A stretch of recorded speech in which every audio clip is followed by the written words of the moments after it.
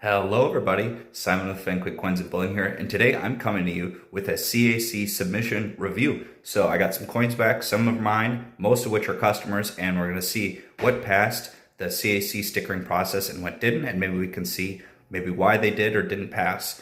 Otherwise, case update, you guys have been going crazy, tearing through stuff still. Again, if you guys, I always try to mention this, if you guys are wanting to buy or sell items and you see them in the video, or you have something for me to sell, purchase from you guys, pardon me, just let me know and I will get you guys a quote on what I can get you paid.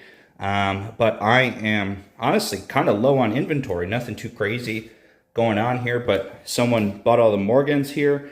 Thankfully got a little bit of gold in a deal. 1, 2, 3 5s and a 10. That was yesterday, but I've been not crazy buying in the shop, but just stuff going out. So if you guys have stuff that you want to sell, let me know. Otherwise, I will be at Sioux Falls this coming Friday for early bird only, buying stuff there. Or if you want to bring stuff to buy or sell from me it's going to be South St. Paul this coming Saturday, not tomorrow, but the following Saturday. So let me know, guys, if you are buying or selling. You can drop that down in the comments. But let's dive in and review these CAC stickered coins. All right, so I'm going to start off with a couple of bonus items here. I normally don't buy mint product, but this was actually gifted to me. This is probably one of the nicer metals that I've seen the mint produce recently, in recent memory. So this is the, I think it's a 1 ounce. Yep. 1 ounce silver medal. And I think this is the high relief version. The gold one was awesome too, but I had someone purchase this for me. So thank you very much. And I will really enjoy this, honestly. One of the cooler metals that I've seen in a long time. So we'll enjoy this as part of my collection. Another thing was just a personal purchase. I always like to buy kind of affordable type, and I got this is a 1-year type, 09 VDB, so I have a SVDB in my collection that's stickered. Not this nice, it's funny because this is graded brown. This is probably closer to red brown, but very, very high grade, you know, under $200 easy for something like this. But I saw this pop up on Instagram for sale from a good buddy of mine, so I hopped on it. So this will just go right into my personal collection, and I figured it fits in very, very well with the stuff that I'm trying to hold on to. But we will start with, I've got 3 rattlers here, and you guys wanted to guess along with me, I know. So this coin is a 1801 MS64 brown, and I have devised a little cover, if I can, just kind of fumbling with it, but a little cover so we can see the coin up close. I've had this for maybe a couple years, and I think I mentioned I'm going to try to start squeaking in personal coins, and figured I'd start with the rattlers to get stickered. So did it pass? Yes, it did. So very happy with that. Nice personal coin, add a little bit of equity to the collection there. The next coin is an 1892 proof 64 inner rattler. This is a V-nickel. Purchased this probably 3 years ago. It's a little hazy, but I thought the surfaces were really, really nice on this. Again, nickel is really tough. It has a little bit of streaking, but I thought, you know, based on the surfaces, aside from the streaking, this would be a no-brainer, and it passed. So 2 for 2 for personal coins for myself. Very happy with that. And the last one here is a common date 1880S MS63 Morgan. And we'll review this. I love this coin. This is really, really gorgeous. Golden toning. You know, really, really nice surfaces. Just super, super fresh looking coin. And that's 3 for 3 for me. So very happy with that. Those will just go right back into my collection. But like I said, I want to be submitting, 2 to 3 coins every time I do this, just to be able to kind of refine what I have and am currently holding on to. So the next coin here is an 1802 1 cent MS66 Brown. I owned this coin for about 6 months before another dealer purchased it from me and wanted to get this submitted. Really, really nice coin. Lots of luster left, and even just a bit of red poking through at the right angles here. So this one did pass as well.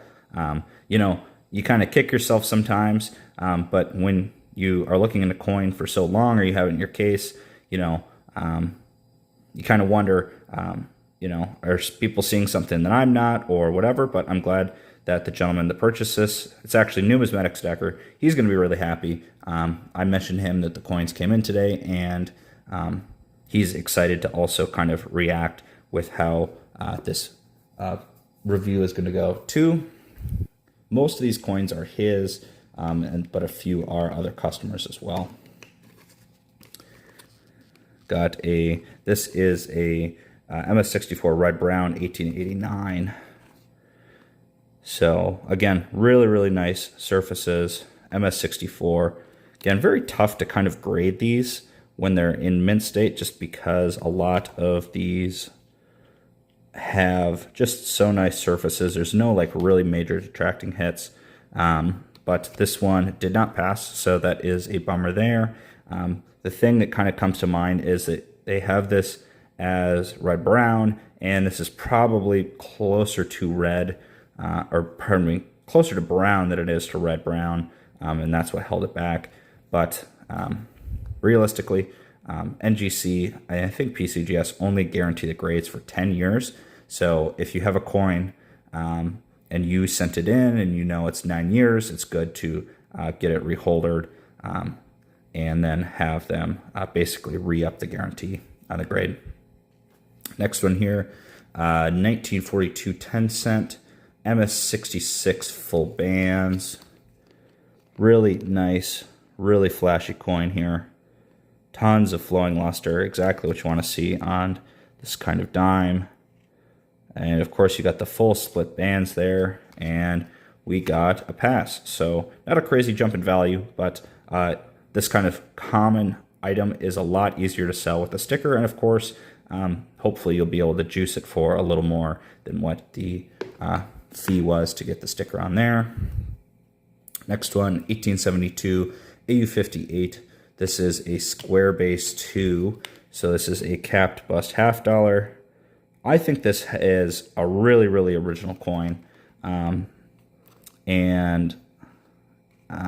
it didn't pass. And I think the reason for it to not pass is it just doesn't have enough luster here. I think the coin is super, super original, like 100% original. But when you want to see a coin of this level of detail, you want to have a lot more luster on it. And this basically almost has none. So the detail is there, but the level of luster is not. So that is going to go into the not pass pile. Next one is a 1941D MS65. And this is a Walker. Nice, again, very original coin. Nothing wrong with this. And this did pass. So very similar to the dime here. Not a ton of added value.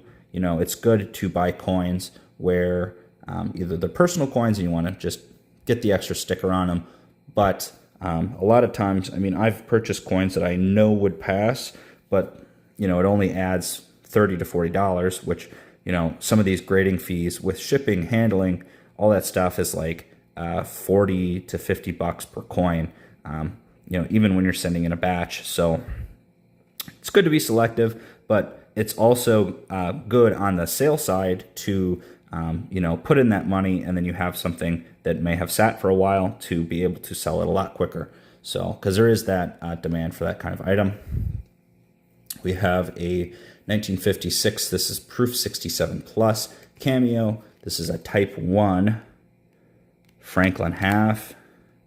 Really, really nice, strong cameo on the reverse, not very strong on the obverse, and this one did not pass. So that is the third not pass today so far, but we're doing pretty dang good. We've got 6 to 3 so far with the wins.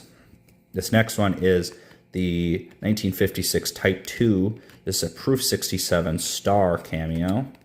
Again, Franklin, this is how you want your cameos to look.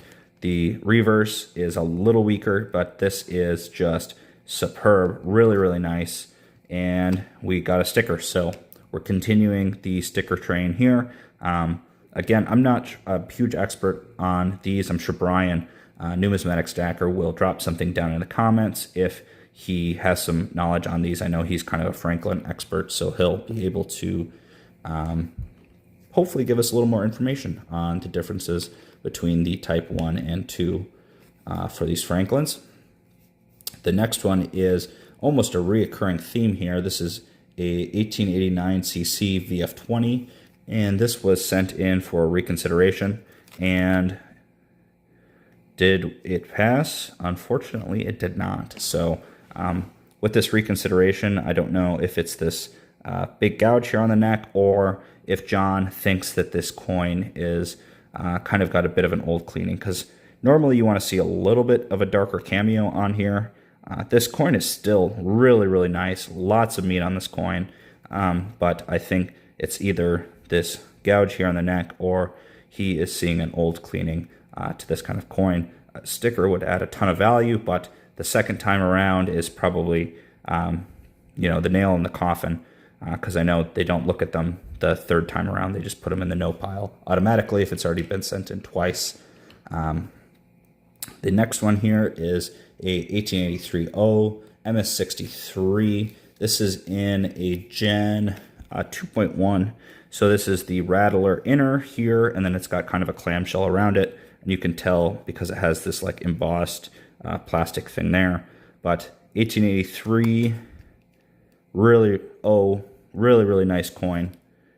Actually reasonably well struck for being a New Orleans mint. Typically you see like almost entirely flat on the hair here, but we did get a pass on this one. Very, very happy to see that.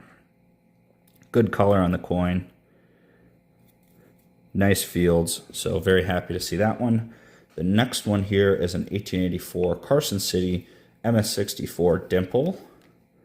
So again, you can see a ton of reflectivity here. Really nice coin. More reflectivity on the back, I think, than the obverse. But unfortunately, this one did not pass. So really, the issue I might be seeing here is there is just not enough cameo. It has the PL fields, but you don't have enough contrast between the fields and the devices to get like that extra few inches of quote PL-ness for this kind of coin. So kind of tough, but a good learning experience on that one. The next one is a 1892 O MS64. Nice color on this coin. Awesome, like really good fields. Really nice clean cheek on this one. Nice clean fields on the reverse. And we got a pass on this one. So nice, very solid coin here. Nothing crazy. Again, adds good value, should make the saleability a lot higher on this kind of item. And then we have a last one here, 1889 S. This is MS62, and just looking at this, it's pretty stereotypical of a 62. It's got a little better cheek than I would hope to see on this. Kind of a big hit under the eagle's wing on the right-hand side. Trying to get that captured there just on the tip of my finger, but this one did not pass. So this is probably the only real head scratcher for me.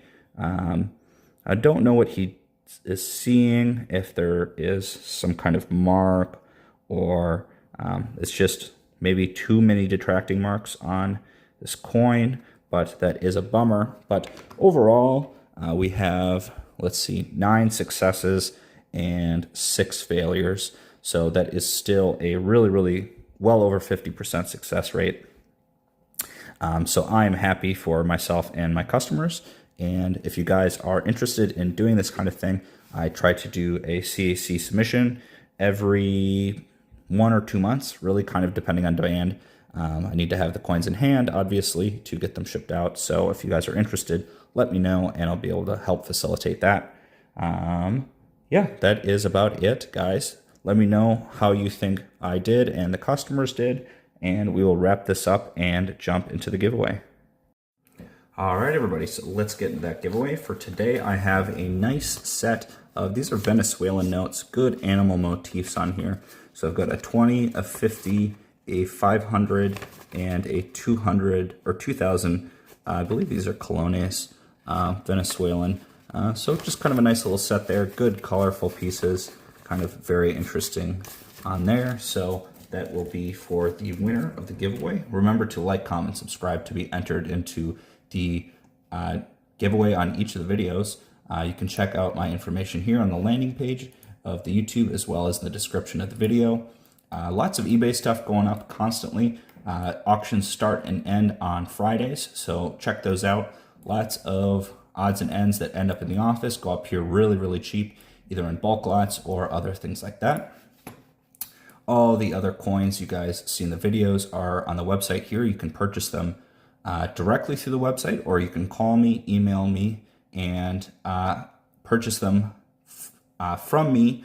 I offer 4% discount for people that do that through direct payment that way. Follow me on Instagram. We are well on our way to 1,200 followers there, so check that out if you want to have a kind of day in the life or behind the scenes things. Also, going back to the YouTube, almost 1,900 subscribers. Thank you, guys. Well on our way to 2,000. So thank you, thank you, thank you. And let's grab the comments from this last video here. Drop this in, and we'll grab the comments. 44 comments. Thank you, guys.